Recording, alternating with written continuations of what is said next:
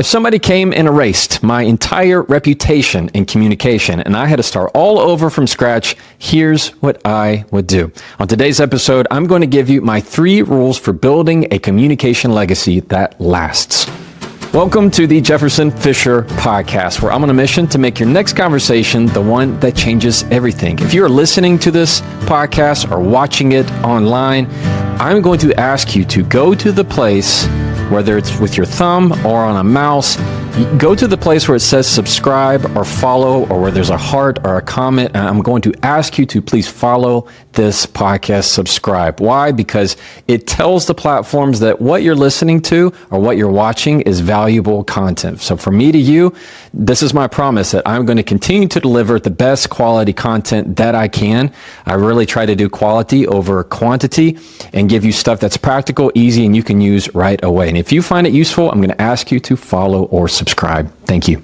Today's podcast is sponsored by Cozy Earth, and I love having Cozy Earth as a sponsor because, well, I use the stuff. I wear it almost every other day, and their sheets are on my bed right now. It's probably the most comfortable bed sheets I've ever used. My wife loves their pajama sets. In fact, my mom she has heard about it so much, she's getting her own pajama set. So I'm gifting her one. She's very excited about it. And I just love it. I love it when I travel. If you are like me and you like to wear comfortable stuff, you can go to cozyearth.com/Jefferson and use the code Jefferson for 40% off. cozyearth.com/Jefferson and use the code Jefferson for 40% off. I promise you won't be disappointed. Okay, if my life was on a big whiteboard and somebody came with a rag and just wiped it off, and I had to start all over in building a reputation and how I'm going to communicate and make people feel, this is what I would do. Here is my blueprint if I had to start all over from scratch. You ready? Number 1, I'm going to speak as if every word matters. I'm going to talk as if every word matters. Now, you might think, Jefferson, that sounds like a lot. It's not. I'm not saying you have to go, just a minute, let me think about it every single time you talk. That's not it. It is a mindset. It is a mindset that what you say today, affects everything about who you will be tomorrow, how you'll be talked tomorrow. In my book, The Next Conversation, one of the first things I teach in the essentials is that your words have a ripple effect, meaning what you say today affects everything else in your life. Communication touches everything. How you talk to the person behind the counter or the waiter or waitress affects how they talk to their family when they go home. How you talk to your friends or people that are strangers affect what they think about you. How you talk at work affects how you move up in your job. How you talk to your kids affects how they will talk to their kids. People you will never meet are affected by your words today. And that's including words you say to yourself.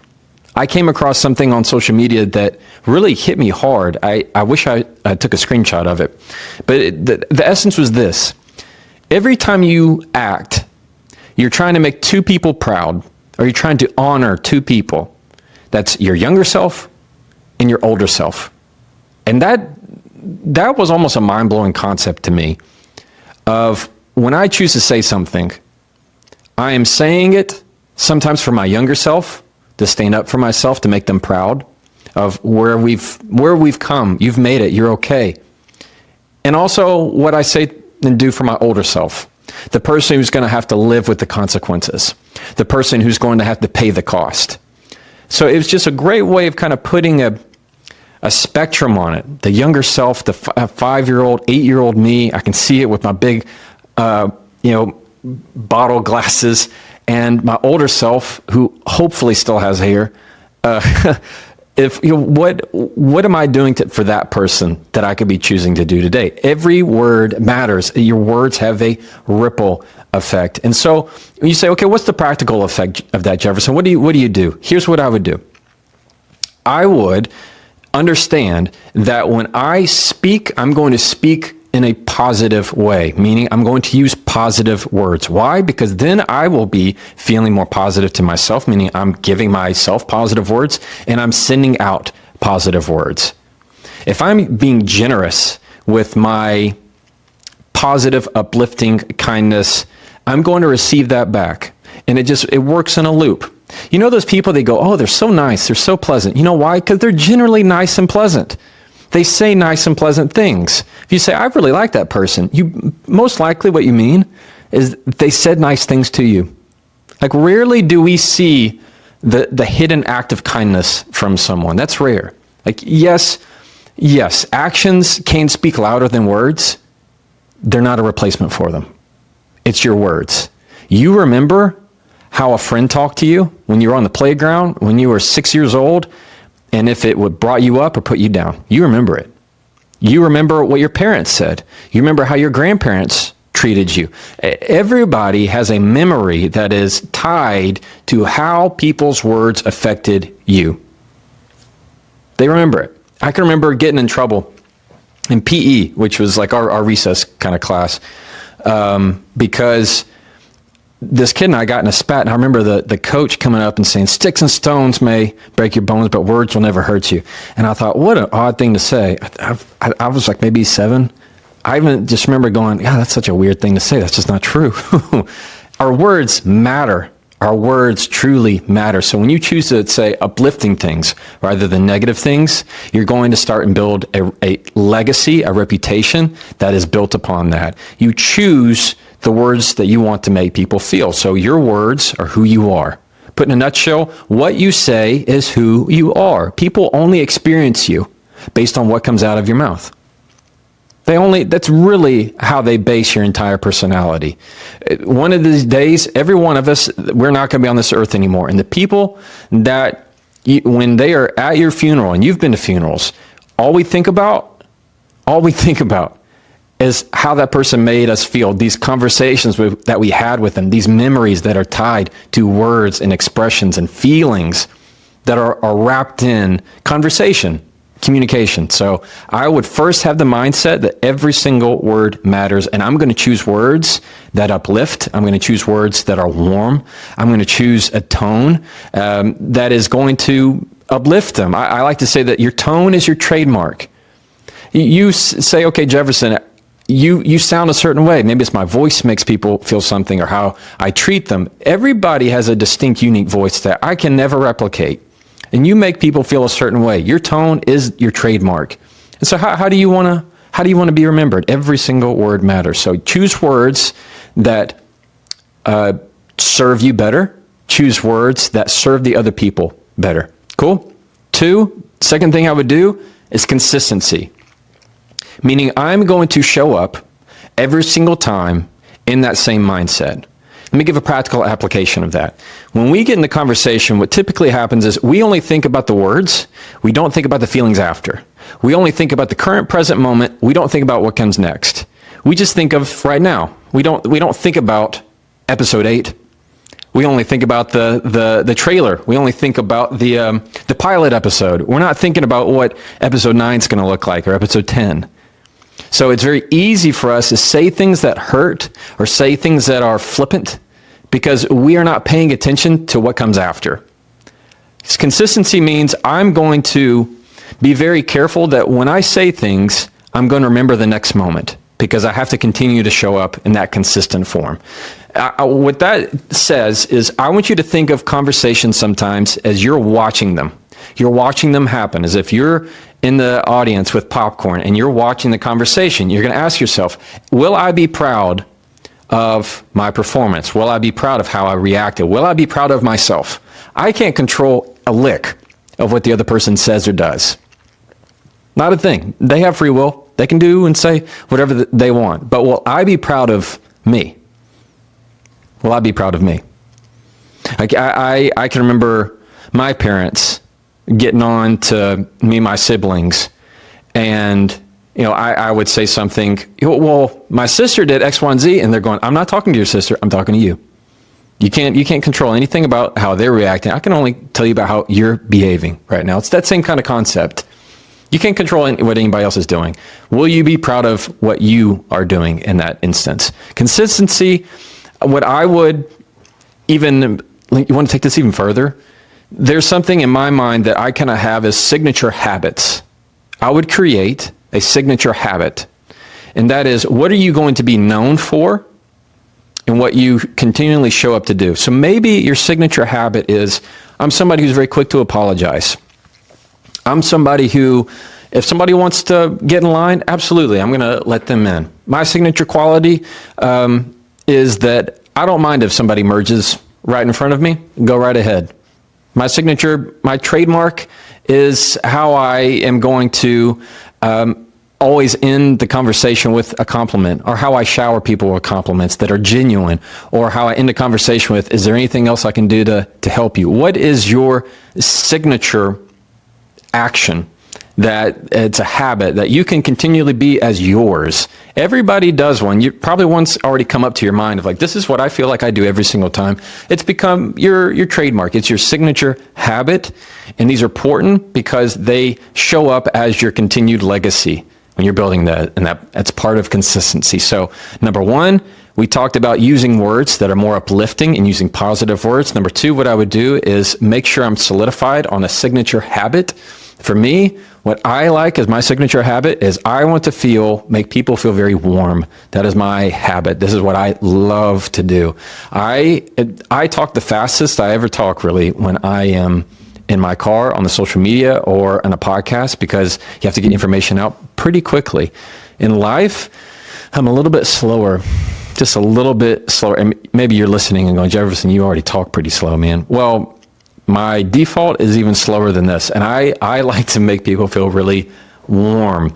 And so I am going to give compliments. I'm going to show gratitude. I'm going to let the other person be first. I like the acts of service, even when I'm especially in conversation. And that's how I have been raised. And that's what relates to me and resonates with me. So that's what I would do. Number two is consistency. Number three, if I had to start all over from scratch, I'm going to practice the hard conversations. I'm going to welcome the hard talks. When there's a difficult conversation, I'm going to have this mindset of, okay, awesome. Yes, this is my chance. Rather than having the mindset of, I don't know, no, we can just put this off. No, it's okay. Don't worry about it. And finding that I'm always backpedaling, I'm walking on eggshells. Absolutely not. If I want to build a communication legacy of how I want to be remembered, I want to be seen as somebody who is attacking, in the best way possible, difficult conversations, as if it's something I am excited about doing, not in a negative way, but I'm understanding that the difficult conversations are the best opportunity to build the best relationships, period. You think of anybody who's important in your life, most likely it's somebody who you've had very difficult conversations with, your best friend, they know you the best, your spouse, a sibling, a parent, whatever it is. These are people who've been in it with you, the people who've been in the trenches with you. And when you've come out on the other side of it, you're much closer. Difficult forms bonds, always. So if you want a deeper relationship with someone, then you have to have a deeper tolerance for difficult conversations. If you always want surface level conversations, I'll show you a surface level relationship. You're never going to dig that deep with someone. So when you welcome the difficult conversations, better things happen in your life, especially if I had to start all over, it's practicing them. It's practicing them. They take effort. They take time. The strategies that I teach in my book, The Next Conversation, the strategies that we teach in my membership and in my newsletter, these are all things that I'm trying to train you to say, practice the difficult conversations, because the better you get at them, the better quality you have in life, the more people are looking to you as the emotionally intelligent, the more people are going to look to you as the leader, as the safe one, as the secure one. As part of I guess this would be my number one, every word matters. I am all about calm energy. Maybe you picked up on that. I love calm energy. That's the kind of thing I want to put out in the world. That's the thing I want to be consistent with. Rule number two in how I spread my vibe, my energy. I like calm energy, not hype, not being crazy, not being aggressive, just this sense of comfort and calm and feeling like I'm always in the pocket. When I feel like I'm giving people ease, that fills me up, when I feel like they can just be calm with me and just sit and give them security and peace and rest for a little bit in the conversation. That's the kind of stuff that touches me. So I had to build all over. I'm going to make sure that the difficult conversations are things I never shy away from, ever. Ever, ever, ever. That does not mean that I'm not going to handle them well, or there's going to be times I'm not going to handle them well. It is trial and error like anything else, because each person's different. each person is different. I can't have a difficult conversation and apply the same rules to everybody. Everybody has a different personality. So if I had to build it all from scratch, I'm going to welcome the difficult conversations, because those are the things that life is about, y'all.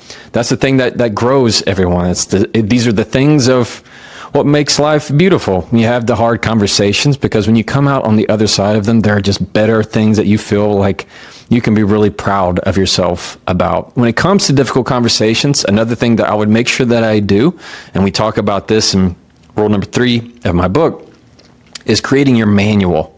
Rather than giving somebody my remote control for my emotions, I'm going to start my manual very early, meaning these are my do's and my don'ts, my instructions, my rules of the game for how to communicate with me and how I'm going to communicate with others. That might mean I need to set aside my extremes. I will always do X, Y, and Z. I will never X, Y, and Z. When I have I do not accept, I do not allow, I do not you name it, I'm going to have my encyclopedia here of where I need to have a reference guide of, if you want to talk to me, here's my manual. So instead of this, you can't talk to me that way. My manual, if you go to page 8, line 3, paragraph D, you're going to see I don't accept that tone.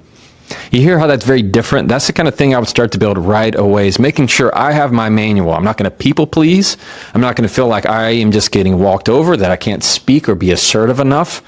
I'm going to understand that my manual is something that I'm going to use to my strength. So welcome the difficult conversations.